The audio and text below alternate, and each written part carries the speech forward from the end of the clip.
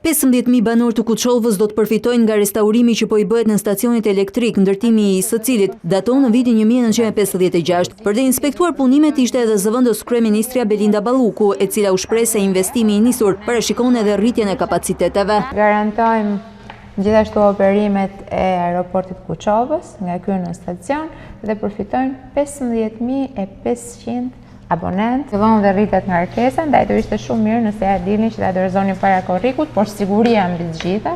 Deri më tani janë realizuar 65% e punimeve, teksa përmirësimi i performancës mbetet një ndër objektivat kryesor. Vetëm 1% e uljes së humbjeve korrespondojnë në një kursim prej 8 milion eurosh. Ajo që përfitojmë me këto në stacionet të reja është padyshim ulja e humbjeve, të cilat korrespondojnë në kursim të parave dhe si rrjedhoi ulje të çmimit për qytetarët. Punimet për nën stacionin elektrik të Kuçovës pritet të përfundojnë në verën e këtij viti.